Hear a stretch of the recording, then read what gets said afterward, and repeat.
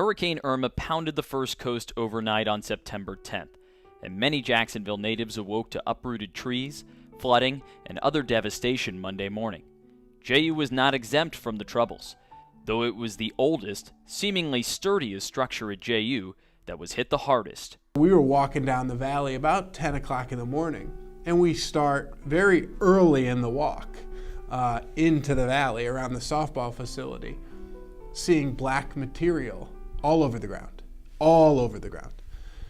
And I quickly realized that it was the Swisher roof. As soon as we turned the key and walked in, you could hear water pouring onto the floor upstairs. There was literally light shining into the gym and water rushing onto one half of the gym floor. I'd say probably by the end of the rain, a half an inch of standing water on one side of the gym. As soon as I walked into the gym that morning, I called Coach Jasic, Coach Daugherty, and Coach Yo.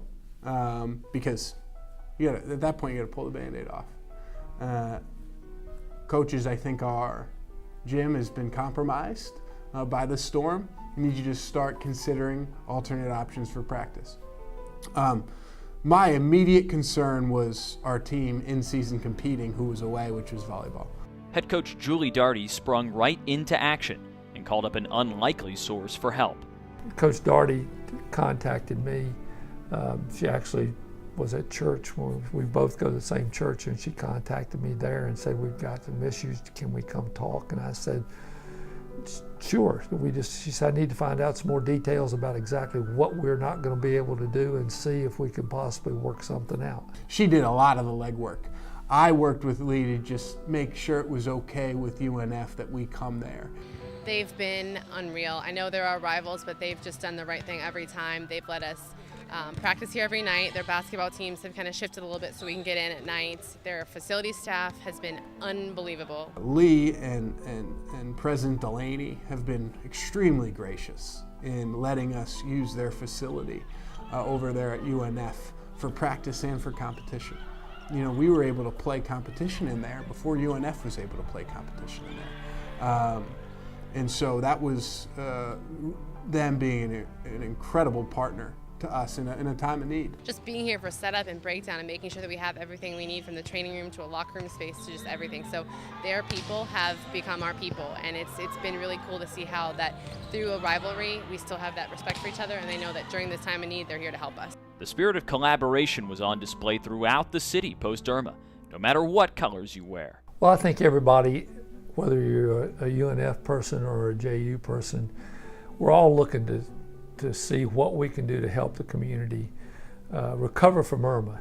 This is a special opportunity for us to be able to help another university in the community that we are rivals in every way, but we're also brethren in every way. And then we work here and live together, and that's the big thing, is trying to make it easy for everybody to recover. For the basketball teams, relocation for competition wasn't necessary, but both could not afford to miss quality preseason workout time. They relied on the community nature of their programs for help. Bert Cannon is just a great supporter of women's basketball. He works our games, and we needed to have a place where we can practice and get the work we need to prepare for the season. Obviously, we can't let it use it as a disadvantage. And he works with the YMCA, and they really helped us out. It was a seamless transition for us. Fortunately for us, we've got a number of good friends and good people in Jacksonville who have helped us out and let us use their facilities when we've needed them to hopefully do as good a job as we can of trying to continue to make some progress. Obviously, this is a big distraction, but you really have no other choice other than keep moving forward. Neither team is using the situation as a crutch. Our approach, once we have gotten to the gym, wherever that gym has been, our approach has been pretty good and been constant, which is really all that you can do. We just do what we have to do, because we know at the end of the day no one's going to feel sorry for us. November 10th, when we tip off versus North Carolina State, I don't think that they're going to give us 6 points because we had a hurricane. However, it has been seen as a learning experience. Kids and the coaches, they're resilient. And so that's what we've done. We've sort of said, you know, we can either feel sorry for ourselves or go on and turn this opportunity into a good story. Through it all, it has exposed some longtime issues for JU. We're fundraising for a training facility for basketball, that if we had that, it would open up a lot of opportunity for us to stay on campus. If Swisher went down, volleyball could compete in the training facility. The fact that we have one court on campus when we're an 84-year-old university is challenging, and weather has exposed that. And so it's up to us to continue to push that project forward so that down the road, when weather happens again, because it will happen, we have other opportunity for our student athletes to participate on campus. This was an early test for the recently implemented core values of the athletic department. After the hurricane, we had probably 200 students on campus cleaning up, and 90% of them were our student athletes. So that's just one example. Volleyball, practicing at UNF, huge match the next night, Friday night against UNF.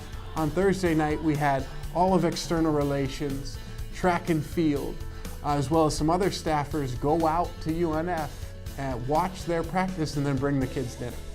And so those are just small examples of sort of rising up, putting others first, that we've exhibited and will continue to exhibit, hurricane or not. Girls were confused at first, like, what's everyone here for? And I'm like, they're here for you. Like, people do realize that you're being displaced and it's uncomfortable and it's hard, and we're having to do a little bit extra because we don't just get to walk to Swisher Gym for practice every day. So to see that our the original Buddy team was here tonight was really, really cool, and it was really cool to introduce that core value that we're being original and we're fostering that growth between teams. So I think it was just the start of something that's going to grow into something really awesome.